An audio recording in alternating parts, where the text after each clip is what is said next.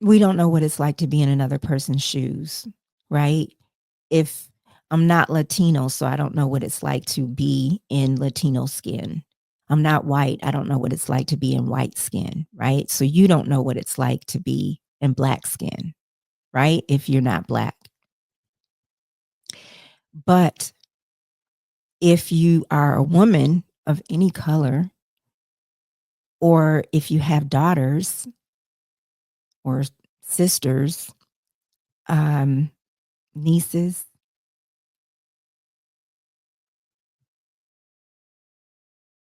hey everyone, let's start healing. I'm Adrianne Murchison, and welcome to the Let's Start Healing podcast. I'm doing this podcast episode in conjunction with my Inside A Course in Miracles episode. And for some, this is a very jubilant week. And for some, like myself, it's a sad week. And I would like to talk about it. And I would like for, as always, this to be an inclusive platform. And I just have had a stream of thoughts running through my mind since Tuesday, election day. And first of all, this is a spiritual platform where I talk to people about their relationship with God or their higher power, the universe. And we talk about a variety of things as it relates to that relationship, because for me, it's about living life authentically. And I remember uh, in my Course in Miracles discussion groups that would take place every Sunday uh, at in person at someone's house. I remember talking to my friends sometimes after the group ended on a particular day, and one time Marianne Williamson came up, and Marianne Williamson is a person. She's a teacher of A Course in Miracles and has written books about it. And someone was making a comment that they didn't like that she would talk about politics. They didn't like whenever she would give lectures that she would veer into politics. And I disagreed with that because, in my view, our life is integrated. In my view, everything is integrated. And so I don't, God is in our lives when we're at work, when we're at home, when we're in school, when we're having a political discussion, when we're in the grocery store. God is everywhere in our life. And so I don't believe in sectioning it off. And I want to talk about the election this week and how we all feel about it, or mostly all feel about it. And again, this platform is a platform of inclusiveness and connection. And my belief is that we are all one, that we are all a collective one, and we affect each other. We absolutely affect each other. What one person does may not even realize how it is going to affect somebody that they never see. Our actions have an effect on other people. So I'm an idealist. I know a lot of you are realists, and I'm an idealist living in this real world. And I had a lot of hope, as many of us did with this election, and a lot of sadness that who I voted for, which was Kamala Harris, did not come to be, because I thought that it would have meant a lot for all of us. I thought that it would have meant a lot. I think that what is bigger for me and that had me really upset was who people chose instead of her. And that is what I don't understand, and I want to talk about a little bit. Um, when Trump was elected in 2016, there were in Atlanta discussion groups that came about between Black men and women and white men and women and people from other cultures. Um, were talking about their differences and sharing aspects of their community. And this was actually started by white people who didn't like the division that was going on in the country at the time of that election. And they wanted to get to know people that they didn't know, that they had not been around in their daily lives. And so people started forming these discussion groups. One group that was started in a community that I don't live far from is called Healing the Racial Divide, or was called Healing the Racial Divide.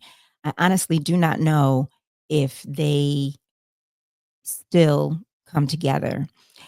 There were other groups that were started in churches in the metro area. And I wrote a story about it back after the election. And I thought it was just so um, hopeful and interesting, that we were in a time of perceived division, but people were saying, no, I want to understand people who don't look like me. And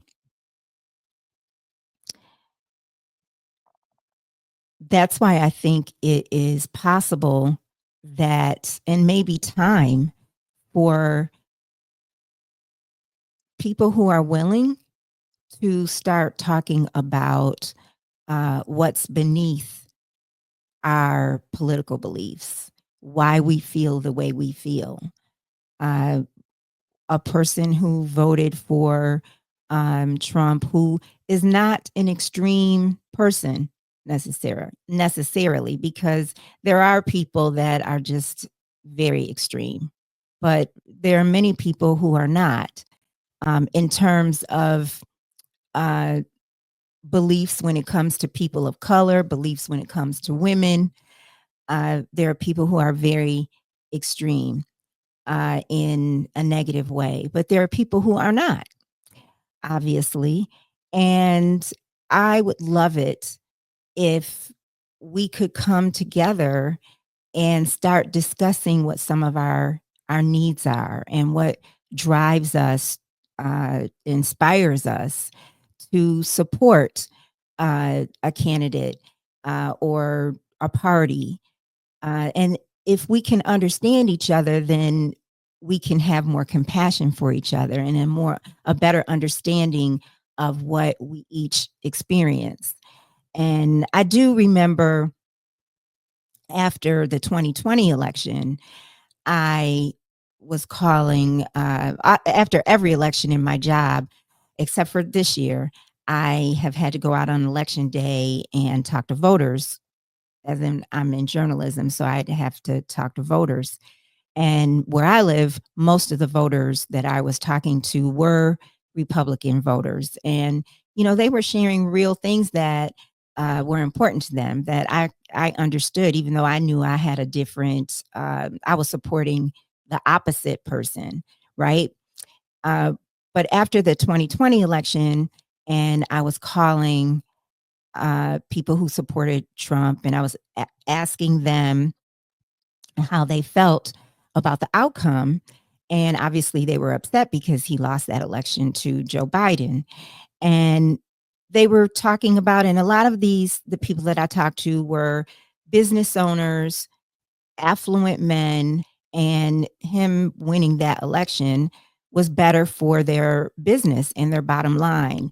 And the way that they explained that and shared that, I understood. And I understood that their priorities were not my priorities, obviously. So I understood why they would vote for him.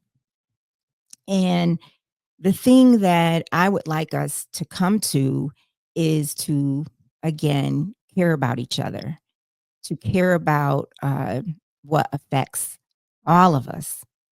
And that is not to change anyone's mind, but it might change someone's mind if uh, me or you or another person had a different perspective. But for now, the goal is not to change someone's mind. It's just to come to a better understanding about each other. I was hurt, as if you have access to Black women, especially on social media, you saw and still see a lot of pain. You see a lot of pain as a result of the outcome. And I want to share, if I can, um, what some of that is about. I don't speak for everyone. I'm speaking for my perspective. And uh, I'd like to share what some of that is about. And then I would like to invite you to either talk with me on this platform or talk with me privately and uh, share uh, the reasons, the things that were important to you and your family in the way that you voted uh, for Trump in this election. Um, so if I just start with women, I I don't understand. Um, I don't understand the support of him, and I would like to. And even if I don't, it's not about criticism. This is about being able to connect. It's about being able to connect. The man was elected. It is the will of the people, the majority of the people. He won by a significant margin. Um, so, I just want to continue to emphasize that the conversation that I hope to start is not about uh, arguing.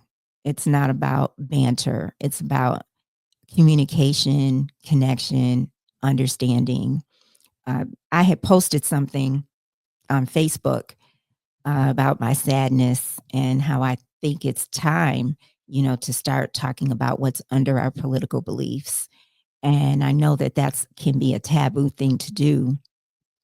And one of my friends that I know from childhood, practically, who supported him, uh, said, her mom always said, you don't talk about religion, you don't talk about politics. In this platform, I do talk about our religion in the form of spirituality. I do talk about faith and with my guests and with myself, sharing myself. And I think it's time. I think it's time that we start, as I said, trying to understand each other. There's some people that do not wish to do that, obviously. Uh, I'll get to that in a minute. I want to stay focused on women for a moment. It hurts that a man has been placed in office who, with his own words, has shared how he feels about women. I mean, we have a recording of how he feels about women. I was reading an article recently about the pageant, and is it the Miss America pageant that he was affiliated with? But the pageant where he would just go into the dressing rooms at will. He would just go into the rooms at will. Women don't have any clothes on, and I will put some of these links so um, you can read for yourself and see if you trust the publication that some of these things come out in. And is there, do we care that uh, he has been accused of rape, that he has been convicted? Do we care or do we not believe it?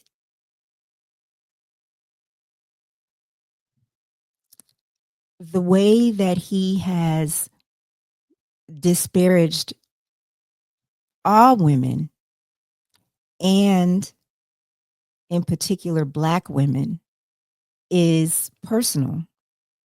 It feels personal if you're a Black woman. Because if it's someone like Maxine Waters, Congresswoman Maxine Waters, well, she's younger than my mom. If my mom was living, my mom was older than her. But when I see Maxine Waters, I see my mother. I see someone from my mother's generation. And so when she's disparaged in the way that he has disparaged her, it feels personal. It feels personal. When he calls Haitians, Haiti, and African countries shithole countries, Baltimore rodent infested, when he years ago was at the airport and there was a press conference and a crowd, and he is calling out to my African American over there. What he did with the Central Park Five when they were boys. I was living in New York at that time, and I indeed, I indeed thought they were guilty. And I remember like the moment that I looked at his ad in the paper. And even though I thought they were guilty, I thought the ad was racist, even believing they were guilty at the time. And obviously, they were not guilty. And anyone who thought they were guilty, anyone in the legal system, jurors, people on the street, has to acknowledge that we were wrong. And if you could see, if you haven't seen it, oh my gosh, I said I was going to get the title right because it's been a while since I saw the film by Ava DuVernay on their experiences. It is heartbreaking. It is heartbreaking. And so for most people, I will say, who are Black, these now men, then boys, are a part of our fabric. They are a part of our fabric.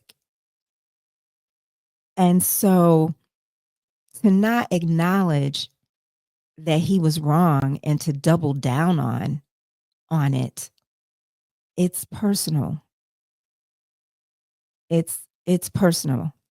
It's personal for me. It's personal for me.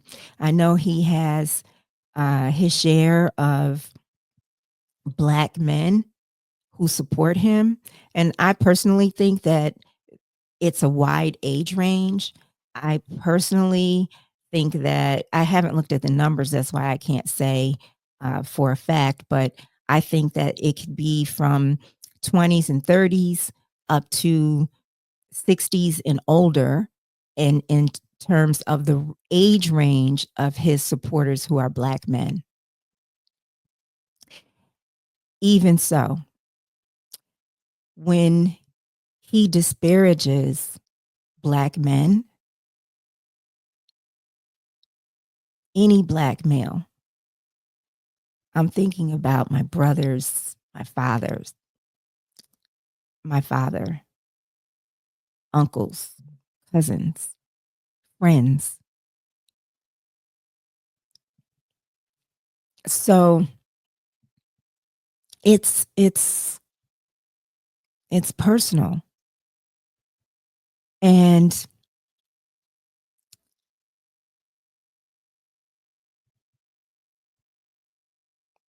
the so we don't know what it's like to be in another person's shoes, right? If I'm not Latino, so I don't know what it's like to be in Latino skin. I'm not white. I don't know what it's like to be in white skin, right? So you don't know what it's like to be in black skin, right? If you're not black. But if you are a woman of any color, or if you have daughters or sisters, um, nieces,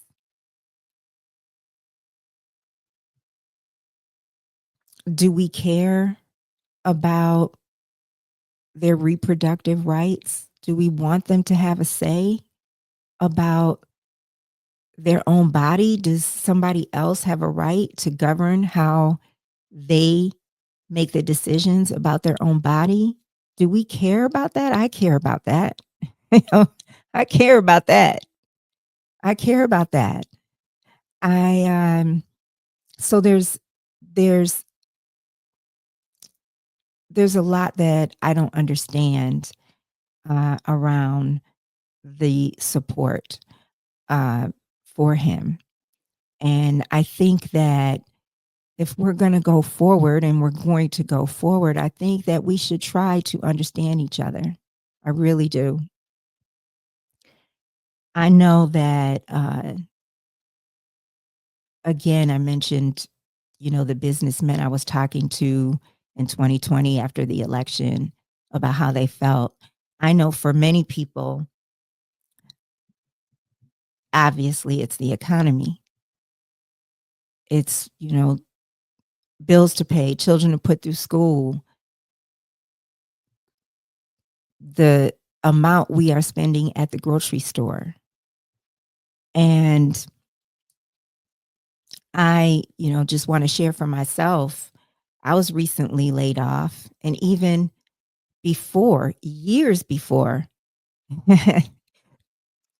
3 years before I was laid off, 2 years, I would say late 21, 2022. I'm trying to get my salary upped because can't afford to live off of what I'm earning. I mean, and then we know at one point a couple of years ago, everything was going up, whether mortgages were high, rents were high, just everything was tough. So I'm just saying that to share that I'm in that same boat. I don't have children to raise or put through school, as I know many, many people do. I still have to survive. So the economy is uh, very important to me too. But in this election, it was not more important than my fellow man. And I mean, when I think about my fellow man, I think about everybody, everyone, not just people who look like me, not just women, not just people in my age demo, everyone. And I guess that's my goal, by us being connected to each other, then we can care. We have a right to vote for whoever we doggone want to. That is the beauty. That is the beauty of this country. We have a right to vote for whoever we want. It's my hope that we start caring more about each other. And a friend of mine I was talking to, and we were talking about money, and we were talking about this election and just how we feel, post election. And she was talking about, just the importance, of earning your money. And I was sharing that it is important, obviously. And we have to pay our bills. We have to survive. It is important. It's not the most important thing to me. God's got me, just like God's got you.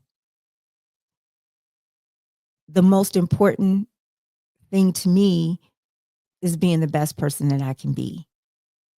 And valuing life and how I want to reflect on life when I leave this earth. And as much as I love nice things and I want to make the most money, as much as that's my desire, can't take that with me when I leave this earth. And I want to leave this earth in peace, peace of mind. I want to leave here in peace of mind of being the best person that I can be. And for me, that is uh, being in my truth. And my truth is that I love my fellow man. I've been saying lately how I like people, and I know a lot of people don't like people, but I like people, and uh, I just want us to all care about each other because we are indeed connected. I One time I went to the mall and I was buying a new adapter for my laptop, and I got home. I realized I had bought the wrong cord, and so I had to go back to the mall. Well, when I'm pulling up uh, along the curb at the front of the mall where the stores are, there was a van, and I'm about to drive past, and this young kid, maybe 20s, comes dashing out in front of my car. And it was only the grace of God that I did not hit him. I mean, I was so grateful, obviously, that I did not hit him. And he never knew it.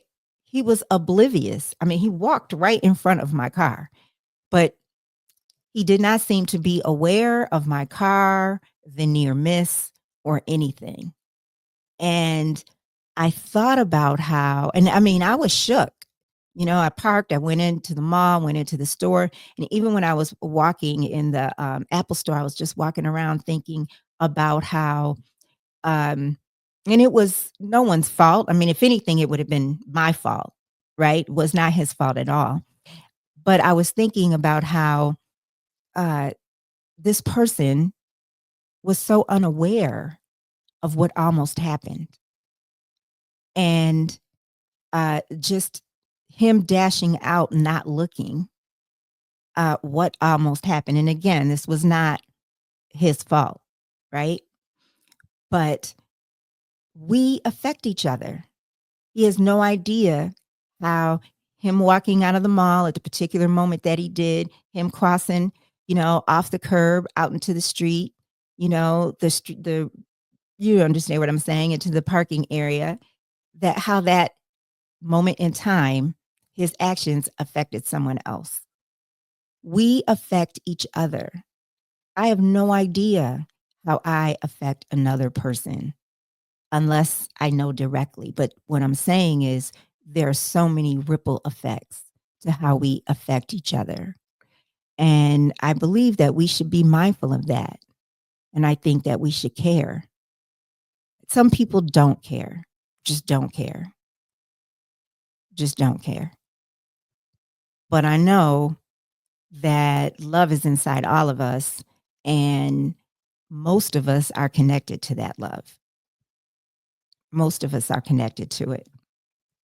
So I want to share um, something that I had read and was going to share uh, election day, but I didn't, and I want to share it now. Something from it's very brief, something from A Course in Miracles that speaks to this.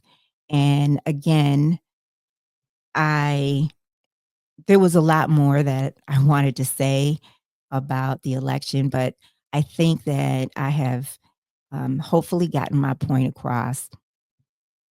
Whoever is willing to talk, I would love to talk. I would love to talk. And um, to say, just to be like really transparent, yesterday, my good friends, two good friends, two people I adore, a couple, are in town, and I think they're taking off to go back home right now. And a group of us were gonna go to dinner last night. And I found out that right before, a few hours beforehand, that one of the people that had been invited, black male, uh, and who I know supports Trump. And, he had posted something about the election the day after the election, which was yesterday as of this recording. And I could not be around this person. I couldn't be around him. And I knew I just did not want to even, I'd probably say it's a 50% chance the election would not come up. Probably. I mean, it might come up, but it's a 50% chance at least that it wouldn't come up. And so, meaning I could have gone there to dinner and it might not have come up. But I was just feeling too raw. I was just feeling really, really raw. And, I had to be honest about how I felt with my friend. And I had to tell her, and this person is a family member, and I had to tell her, the person I'm referring to as a family member of hers. And I had to be honest about it and just honor how I was feeling. And I said, a week from now, if this took place a week from now, I would probably be fine. But it's the sadness. It's the sadness. Um, I know I said I was going to share reading, and I'm going to, but other things are coming up for me. I was just watching Michael Steele uh, of the Republican Party, as many of you may know, and him and Rick Wilson of the Lincoln Project were having a conversation about the election. And Michael Steele is black, Rick Wilson is white. Really good conversation they were having. I'll probably put that link in the description as well. Really good conversation. But Rick Wilson was saying that um, electing a black woman was a bridge too far for the will of the people, for the people. And obviously that I said earlier, that's it's personal. Different things are personal. Of course, that's personal. We're all equal. And I said that to a former boyfriend who I felt wasn't seeing me as an equal. And I had to be clear. We're equals. All of us are equals. So it hurts if it's true. It was a bridge too far to elect a black woman. That's a stab in the heart. It's probably reality, but we're all equal. Black women are equal to white women. Black women are equal to black men. Black women are equal to white men. We are equal. And I would never say that anyone is less equal than I am. I would never I don't even think that way. I don't think that way. But I'm sharing it just so I can be clear about my own mindset. Uh,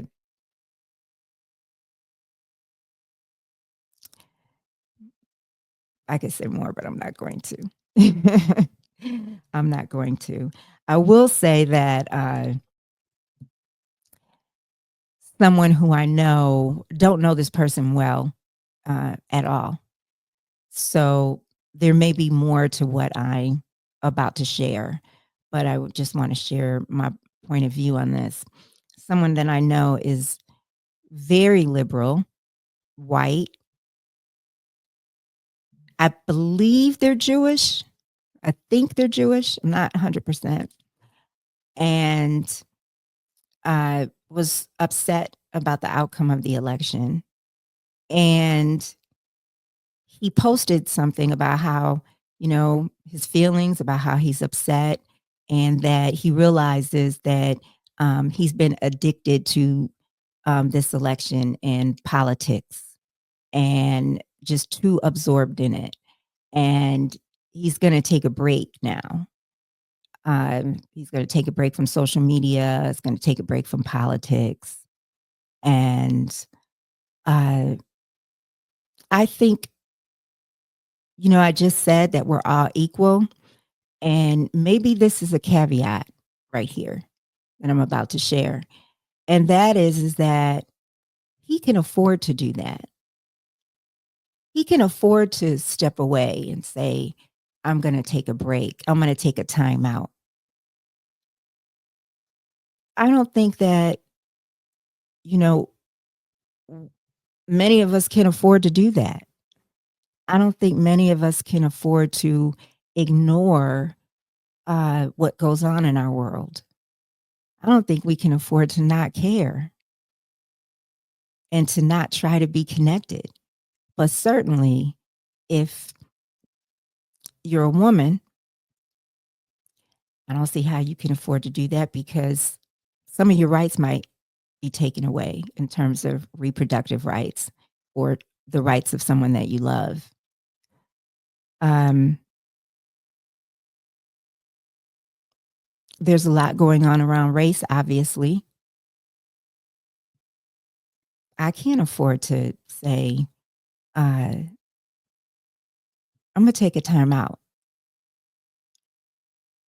But what I can do, my little contribution in the little corner of the world that I reside in, is to share podcasts like this and see if we can communicate and connect and in compassion and come to understand each other in better ways. So I want to share something about the oneness that I mentioned from A Course in Miracles. And it's from a lesson in the book, in the workbook part of the book, that's called When I Am Healed, I Am Not Healed Alone. And it speaks to how we are, what I've been saying, how we are all connected. And I had to put glasses on for this. And it's brief. And I hope you feel the message of this. And it says, and as you let yourself be healed, healed in our mind, healed in our spirit, in whatever way we personally want healing. It says, and as you let yourself be healed, you see all those around you, or who cross your mind, or whom you touch, or those who seem to have no contact with you, healed along with you. Perhaps you will not recognize them all, nor realize how great your offering to all the world when you let healing come to you. But you are never healed alone. and legions upon legions will receive the gift that you receive when you are healed. When I am healed, I am not healed alone, and I would share my healing with the world. That sickness may be banished from the mind of God's one Son, which is all of us, men and women and children, who is my only self. So I'm going to read that one more time. When I am healed, I am not healed alone. I would share my healing with the world. That sickness may be banished from the mind of God's one Son, who is my only self. When I am healed, I am not healed alone. And I would bless my brothers, for I would be healed with them as they are healed with me. So I say on Let's Start Healing all the time, we have more in common than we think. And what we have in common can change the world. This is the truth. We do have more in common than we think. And what we have in common can change the world. Not everyone wants to change the world. Not everyone cares about other people, but there's enough of us who do. And we can, for the better, for the better. Even staying in our collective, or I should say our individual spaces with our individual rights to vote for whoever we want to vote for. We can still connect, understand each other, and bring about change for the good. And I just ask God to bless us all. So until next time, let's start healing. And thank you for joining me.